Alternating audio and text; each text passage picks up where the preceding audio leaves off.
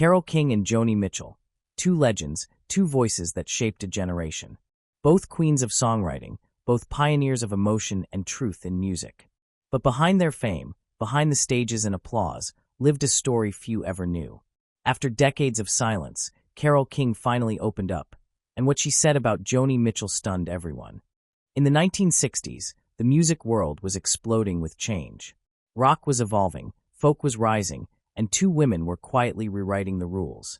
Carole King started in the shadows, writing hit after hit for others. She was the hidden genius behind songs like Will You Love Me Tomorrow and The Locomotion. Her talent was undeniable, but she stayed behind the curtain for years. Joni Mitchell, on the other hand, was always the artist in the spotlight. She painted with words and sang with soul. Her lyrics were poetry, her voice a haunting echo of real life.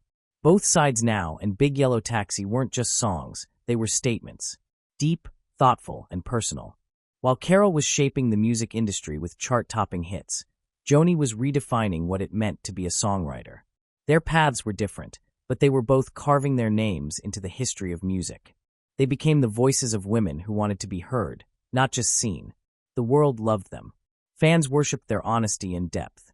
But while the world saw them as stars, Carole and Joni saw each other as something else. There was admiration, yes, but also tension. They weren't rivals in the typical sense. They didn't fight over charts or headlines. Instead, they represented two sides of the same coin. And over time, that created a silent distance. It wasn't at a concert or a party. Their first real meeting happened backstage at a music festival in California during the early 70s. Both women were at the height of their fame. Joni had just released Blue, and Carole's Tapestry was already a phenomenon. The atmosphere was electric. Carole remembered the moment vividly. She had always admired Joni from afar. She respected her bravery, her originality, and the way Joni never followed the rules. But she also feared her.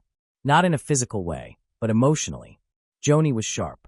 Her words could cut deep. She was known for being brutally honest, sometimes even cold. Backstage, someone introduced them. It was brief, polite. Joni gave a small nod, and Carole smiled. They talked for just a few minutes about the crowd, the heat, the sound system.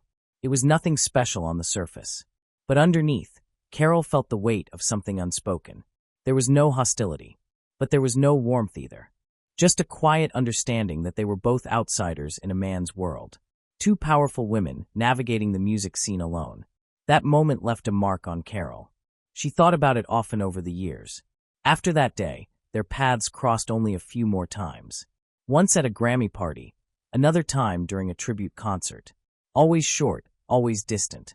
Carole began to wonder if Joni simply didn't like her. She couldn't be sure, and she never asked. The music press occasionally stirred rumors, stories of competition, jealousy, or creative clashes.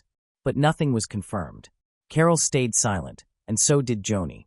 Carole was sitting in a quiet studio in New York when the interviewer asked her about Joni Mitchell. She paused. Then she said, "I've never really talked about this before." The room went silent. Carole continued, "Joni Mitchell was the most fearless artist I ever met. She didn't care what people thought. She told the truth, no matter what it cost her. And that scared me." She admitted that in the 70s, while she was writing songs to comfort and connect, Joni was writing songs to challenge and confront. "I wrote from my heart," Carole said. But Joni wrote from her soul. There's a difference. Then she shared the moment that had stayed with her the most. "It was years ago," she said. "I had written something new, something really personal. And I was proud of it. I played it for a few people.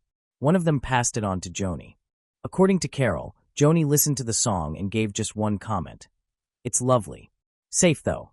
That word, safe, stung. Carole never forgot it. She said she spent months questioning her work, her voice, even her purpose. "Joni didn't mean to hurt me," she explained. "She was just being honest.